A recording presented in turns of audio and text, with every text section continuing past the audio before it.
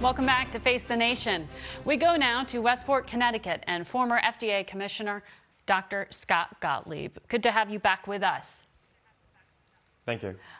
We heard from the FDA that they have given emergency use authorization for the first antigen test to discover COVID-19. So that's any substance that causes your immune system to produce antibodies against it. How significant is this authorization? How will this work? Well, I think this kind of technology is a real game changer, and this test was authorized by the FDA under the leadership of Jeff Shuren, who runs that device center, in 24 hours from receiving the application.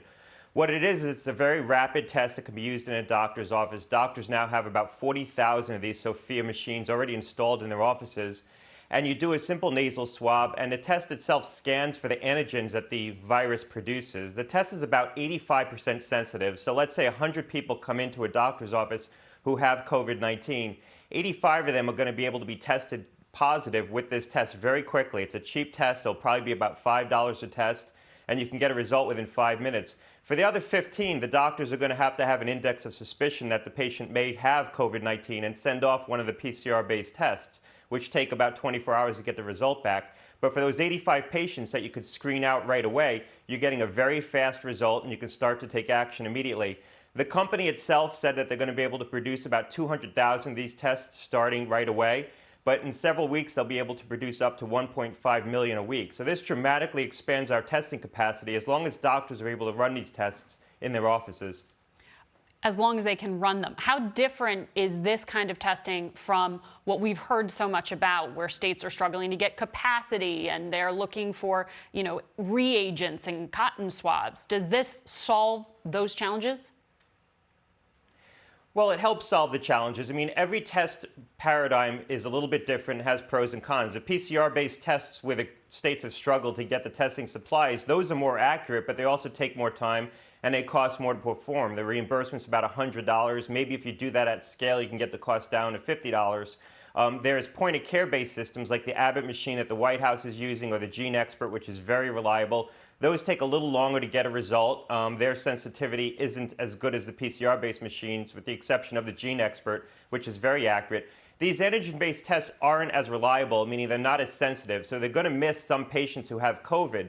But in the hands of a doctor who already has a high index of suspicion that the patient may have the disease, and if they get a negative test and they still think the patient may be infected, they'll send off a PCR-based test. They allow you to dramatically expand testing, and they're very cheap, they're very easy to perform. And again, most doctors have these machines already in their offices. They're using them for strep throat and flu. The challenge is going to be what the guidance is from the CDC and public health agencies about how doctors test in their offices.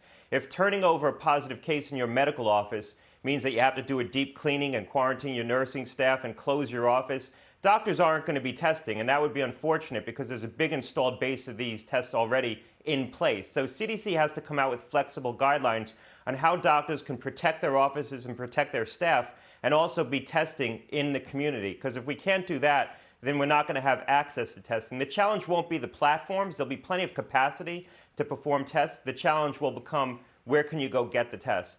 You said this could be more accurate than the testing system the White House is currently using. Let me ask you about these aides who have been testing positive at the White House. Our top 3 medical officials in the U.S. government are now in self-quarantine because of possible exposure. They work in a White House that's a fortress, but the virus has still made it inside. I want to play for you what President Trump said this week when he revealed one of Vice President Pence's aides tested positive.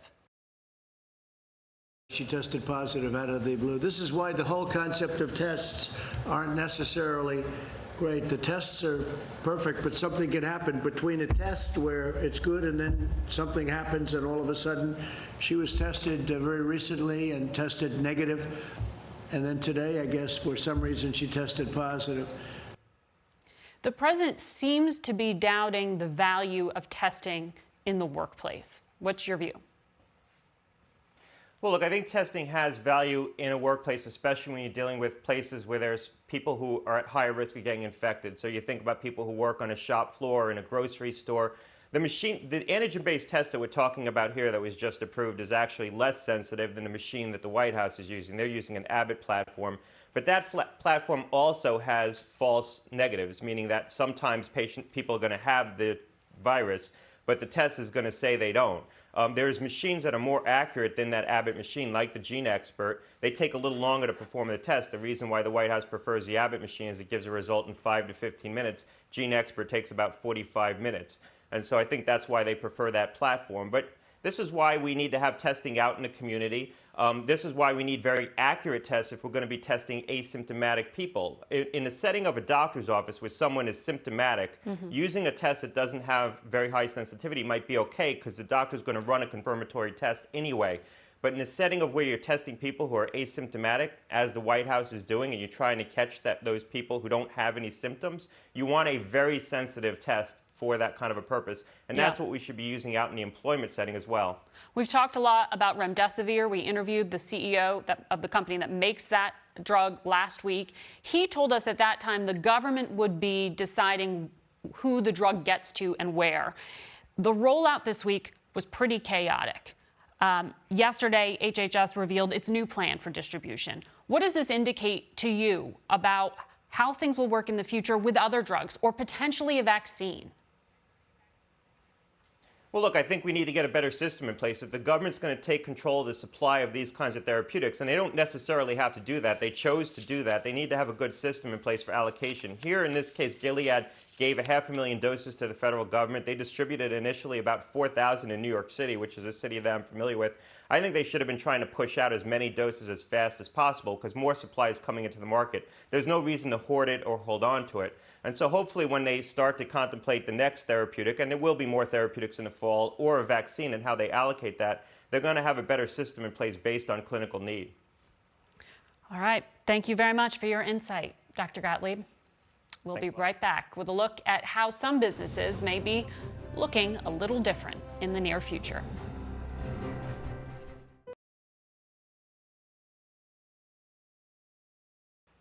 We want to go now to the former CEO of Google, Eric Schmidt. He is leading a New York commission to reimagine sectors of the economy in light of the coronavirus pandemic. He joins us from Miami this morning. Good morning to you.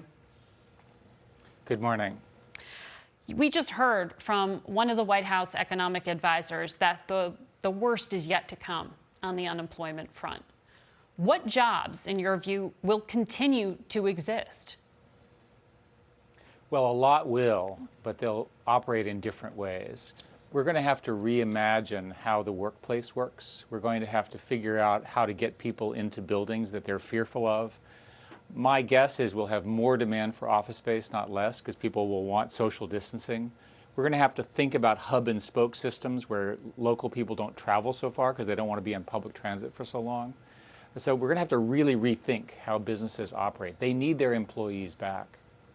After 9/11, in Manhattan, you saw people establish homes outside the city. You saw businesses move and have backup facilities outside of major cities. Is there something that we know is in the works this time around? You can be sure that something like that will happen. If you think of it as an employer, you have a bunch of employees, some of whom are dying to get back to the office, and some people who are afraid that if they go to the office, they will die. They're very concerned about their immunocompromised or what have you. So they're going to have to come up with flexible arrangements. So imagine that there are 3 or 4 people. One will go to the office, one will stay home, some will go to some local or near their town working environment. It will change the pattern. We've had this situation where people move to super cities in these incredibly concentrated ways. That will change in the next few years. You don't need to be in the super city in order to participate in the excitement of these super cities. The commission, by the way, is intending to work not just on the city, but also suburban and all the rural folks. We have to be sensitive to the fact that everybody has problems, everyone has concerns, and they're very different situations. You know, corporations are being forced to try to do things in a different way right now, but many of them may use this as an excuse or as an accelerant to make some big strategic shifts. What does the economy look like on the other side of it? What does that mean? One way to think about this is that this 1 month, 2 months period has brought forth 10 years of forward change. So all of a sudden, the internet is no longer optional. It's fundamental to doing business, to operate, to live our lives. All sorts of much higher expectations as a result. For example, we need much better broadband in the rural areas. Another example would be telehealth. 80% of the visits to doctors are right now on telehealth. People have been wanting this to happen for years. Now, using remote monitoring, we can actually measure everybody and do it remotely. And then only if you have to, you go in to see the doctor. And by the way, that's more convenient for you as a patient. There are all sorts of examples. Another thing that we'll have to do is we'll have to have all sorts of interesting sort of social monitoring of one kind or another to look for these hotspots. So systems will have to be developed to see, oh my God, there's an outbreak over there. Let's get to it right now before the spread begins. But one of the things that this crisis has also made obvious is not just income disparity, but access to internet, as you just said. If someone doesn't have access to broadband or they don't have the computer, how do you make up for that difference? Who pays for that? Well, we have to solve that problem. And when the government does another one of these huge stimulus bills, let's put some stimulus into broadband access, especially for rural areas. The cities are in pretty good shape. And let's figure out a way for people who don't otherwise have access to computers through libraries or whatever, find a way for them to get access. Many people can access through their mobile phones. That's another solution. You can't participate in this new economy without access to the internet. It's how you're going to learn. It's how you're going to deliver services. It's how you're going to market. By the way, it's how you're going to sell. Right? So salespeople won't be traveling as much. They're going to be doing it with the equivalent of Zoom and other services like that. But it's not just, you're talking about federal funding to build out infrastructure like Wi-Fi, but what we've learned because of some of these backlogs in unemployment claims with the states is that their basic infrastructure, their computers are so outmoded they can't even process the amount of demand right now. Where does that come from? I mean, you're talking about not just rebuilding, but completely remaking how states function. What you're learning through this is that the government at the federal and state level have just terrible infrastructure in the software department. They're still using COBOL systems, which is a system I programmed in 45 years ago. And those systems, the programmers are no longer with us. So we've really got to upgrade these systems. And there are much better technologies that are much more secure, much quicker, and so forth. You can see them in the private sector. The public sector has lagged for whatever set of reasons. Because of this will accelerate all of that. If you look forward to it, what you'll do as a citizen is many of your services will be online. Your health will be online. Much of your education will be online. And then there'll be other systems, like we need to figure out a way to de-densify public transportation. People will say, it's better if you get on the subway now because it's less crowded, right? Because you don't want to be on a subway when it's full of everybody. These kinds of changes are easy for computer systems to do if they're in place. The Wall Street Journal is reporting this morning that the Trump administration's in talks with Intel and some other companies to move facilities back to the United States, to have manufacturing be here. Do you see that change in the global supply chain happening? Well, we've built in the last 10 or 20 years this extraordinarily efficient global supply chain with many, many steps. We've now learned that it's not resilient.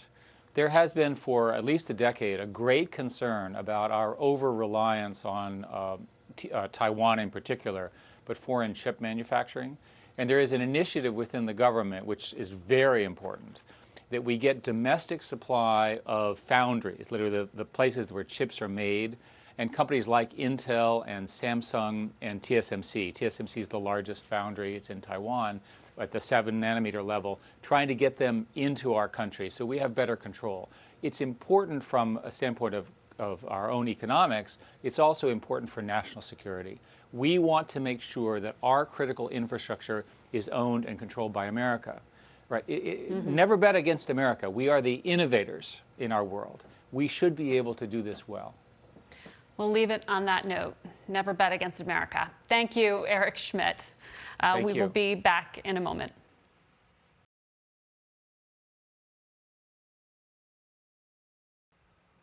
It's graduation season. As students finish high school and college in the next few weeks, The big question that students and parents have is, what will the fall and their future look like?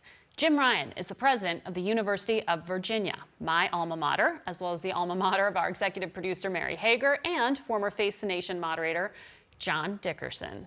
Wahoo wah. Wahoo wah, Margaret. So you have not yet canceled all summer courses or the fall semester. How do you make this decision? What are you telling parents right now? So we are in the midst of trying to figure out how we can have as many students back on grounds in the fall and in classrooms, and to do that safely. And we're working night and day to figure out exactly how to do that, and we'll make an announcement about the fall in mid-June. We're trying to push back as far as we can so we'll have the best information when we make the decision, but we also realize that people need to be able to make plans. Certainly do. But what do you mean when you say, you're taking into consideration health standards? Do you expect to have to test every student before they come back to grounds? So, I think in order for us to be able to have students back on grounds and in classrooms, there are a few basic things we're going to need. One is testing capacity. I think we would need to test students when they first arrive, and faculty and staff before students arrive. We're going to need to have the ability to do contact tracing. We're going to need the ability to be able to isolate and quarantine students who have been exposed. And then we're also going to need to enact a bunch of social distancing protocols in terms of how far away students need to be from each other in the classroom or in dining halls. As you can imagine, it's a complicated task. College campuses are a difficult and challenging place for contagious viruses. What you just described is what mayors and governors tell me they have to do. It sounds like you're planning for basically a city. What is the state telling you? Will all Virginia state schools make the same decision at the same time and do the same thing? So we are in contact with the Department of Education, and I'm also in close contact with my colleagues at Virginia colleges and universities. And we are all trying to work against the same challenge. And my hope is that there will be a set of guidelines that we can all agree to and all follow. But not all of us are in the same situation as well. Some of us have smaller campuses than others, some are more local than others. So I think we're all following the same principles and all guided by concerns around public health. But because circumstances differ from campus to campus, some might be able to open sooner rather than others. Some may be able to have more students back than others. UVA has a relatively high percentage of out-of-state and international students. As you look at applicants, how are you taking into consideration not just where people are coming from, but how many people to accept at the university? Yeah, so international students are a particular challenge. A number of them are not likely to be able to be back in time. So one thing that we know for sure is that we will have courses that are online in order to provide an education to students who can't come back to campus. That may be true for students who are out of state or in state who are at high risk as well. But our admission season this year was remarkably strong. We had a higher yield than we did last year, and we fully expect to have a fully enrolled class when fall comes around. Higher yield, do you mean more acceptances? I mean, more people have accepted our offers of admission. A higher percentage accepted our offer of admission than last year, which is a little surprising given the uncertainty. Right. UVA obviously has a strong athletic program on the basketball front, certainly on the football front as well. Those are also revenue streams. What do you know about the athletic season? What is the plan? Yeah, it's a great question. We're taking it day by day. Obviously, we need to have students back on grounds before football can begin. But our athletic director, Carla Williams, and our head football coach, Bronco Mendenhall, are committed first and foremost to the safety and well-being of their players, our student athletes. And they'll begin practice when the medical experts tell them that it's safe to do so. Our hope, obviously, is that there's a football season this fall. I don't imagine it will look like normal football seasons, just like I don't imagine, even if we have all students back on grounds, it will look like a normal semester. It will not be a normal semester next fall, regardless of which path we follow. So, you know, the federal government passed this massive package called the CARES Act, and private universities with very substantial endowments like Harvard and Princeton took a lot of public pressure for even applying for any kind of financial help. UVA has an endowment just short of about $10 billion and did take it. How do you explain that? Well, we accepted the funding because it is helping our students. Half of the funding that we received goes directly to students in need. We created a student hardship fund that we've been using to provide grants for technology, for online learning, for transportation, for living expenses. And those needs are only going to continue throughout the summer and the fall. So half of the funding we received is directly related to providing assistance to our students. The other half reimburses us for costs that we incurred, including rebating housing and dining costs. So we're really passing on these savings to our students, and I think that's a good thing to do. All right, President Ryan, good luck to you and to Thank all you very the much. upcoming graduates. We'll be right back Thanks. with a tribute to mothers.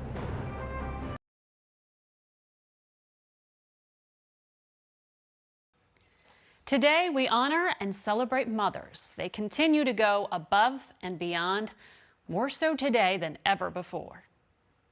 Across the country, moms are keeping households afloat, turning kitchen tables into schoolrooms and home offices, and trying to explain to little ones why life as we knew it disappeared. The reality of gender dynamics is being revealed. 75% of mothers with young children are in the workforce. Moms are the primary or sole earners for 40% of those households, according to the Labor Department. This week, we learned that they're losing their jobs at a higher rate than men. I was laid off due to a decrease in patient volume. I'm teacher, mom, nurse, provider, everything. I'm all of it. It's a challenge. The majority of nurses, nursing home aides, and childcare workers are women. Those moms must figure out who protects their children while they continue working. I wonder how much my children suffer from me kind of giving everything at work and coming home to it.